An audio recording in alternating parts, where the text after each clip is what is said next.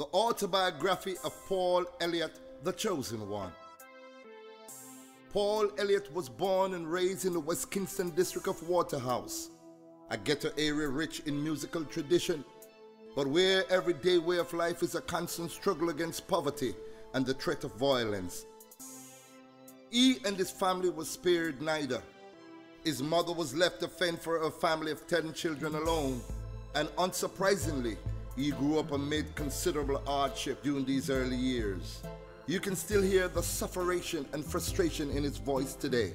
It is a sound wrested from the intensity of experiencing life on the front line, but his songs are warmed by love and compassion, even whilst championing the poor and underprivileged against an increasing unjust system. Although Dennis Brown is the singer he's most compared to, Paul's favorite artist is Banks, who himself lived in Waterhouse when younger.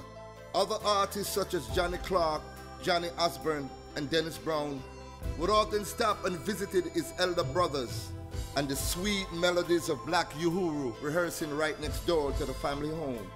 As a result, Paul was raised in the roots reggae tradition and took the name Culture Paul when recording. His debut Easter Sunday Morning single at the age of 9 for US producer Ja Life, followed by his second single Minivan Man, was released by Music House Production in the UK.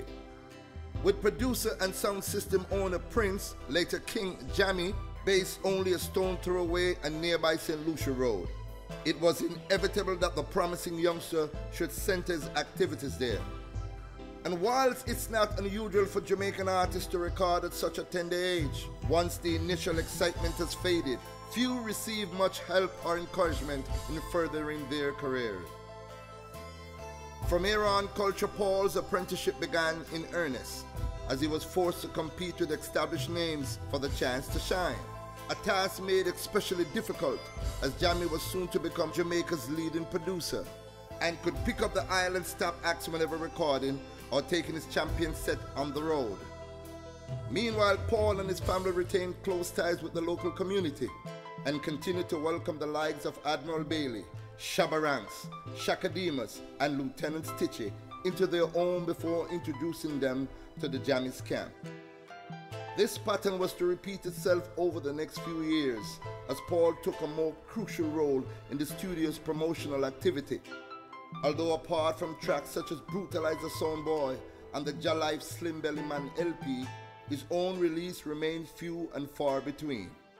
It was frustration at not getting adequate opportunities to record that eventually led him to cross over the gully into neighboring Marvelly and try his luck with Black Scorpio instead. There were, however, important differences this time around. By now, Paul was fully capable of producing his own work and made a deal whereby he could issue his records on Scorpion's label, even while financing and arranging the session himself. Yet just as the promise of a fresh start looked imminent, tragedy struck his family twice in succession. First, 2 of his brothers were shot and killed, and then 2 years later, the same neighborhood gunman brutally murdered his mother. With the heart of his family ripped out and the unity that had bound together its members destroyed, music was his only release. It was at this point that he embarked upon a series of releases that would at last establish his reputation and, in his own words, make the killers feel the vibration of the music. A trio of songs on Black Scorpio label, Jaja Make Me Get Stronger, Vipers, and Fat Belly Rat resulted in 1996 to 1997. Vipers and Fat Belly Rat are amongst the most haunting and heartfelt modern-day reggae songs ever recorded.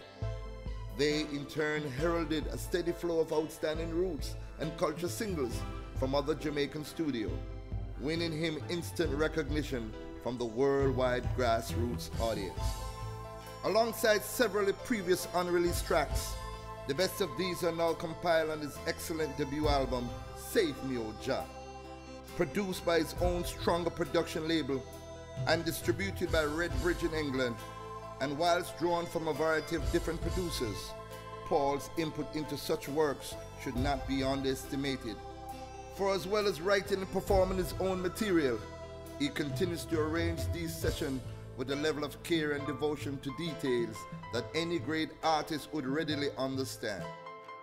Former I3's member Judy Mowat, Marcia Griffiths, and the Tamlins often sing backing vocals on his track, while the Firehouse crew, famous for their works behind Luciana, but whom Paul has known since they were practicing on homemade instruments, give self-production such as Import Corruption and Cutting Clear a live classic reggae sound that is wholly original.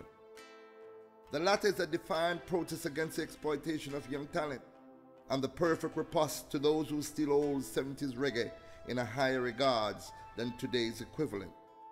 Because this remarkable singer knows what he has to deliver and is determined to break through such barriers whilst maintaining and even raising the standards set by his predecessors. As a result, his services are currently in demand around the Kingston studios, beginning with Little C. He has now begun producing other acts too. Apart from some powerful new hits for King Jammies, example Word, Sound and Power and Religion, his recent activities include recording production work with Anthony B, Dennis Starr, former Tetrack singer Carlton Hines, Leroy Smart, and Morgan Heritage, although he's continued to encourage newcomers into the business at every opportunity he gets. Seek Your Blessing became one of the first releases on Colin McGregor's Jazz Scout label and was co-produced by the singer, whilst We Need More Love reaps instant acclaim for Gordon Lee's New Flash record label, just as the magnificent single Look Over Me, O Jah did for Dylan Reed's Manatee. Among the previously unheard material, Reggae Gets Stronger for Redbridge is especially notable with that familiar spirit of resistance for once yielding to a burning surge of optimism.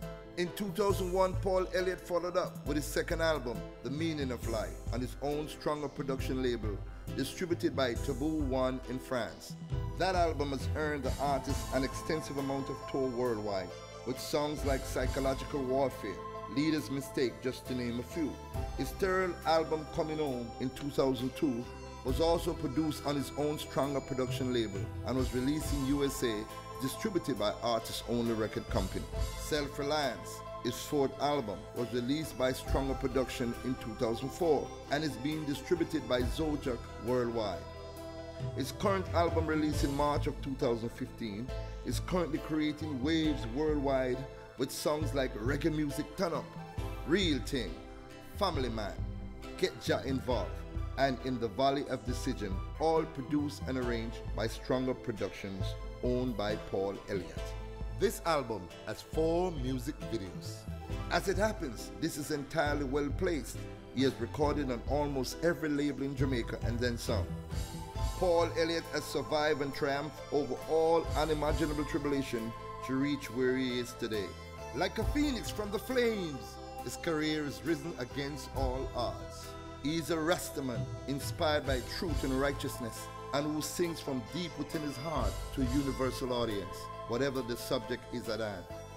He is also aware that in order to uplift others, any cultural messenger of repute has to live according to what they preach, for none of them are blaspheme. In this respect, he can truly claim that I and I are the new Bible. I and I is the new Moses and the Solomon. I and I are the new Psalms, in reference to the work performed by himself and other new roots singers from Jamaica. Paul Elliott's unshakable faith in Jah really did save him, and for this we can all be grateful. He is now known world over as Paul the Chosen One Elliott, as read by Claude Bigstone Sinclair.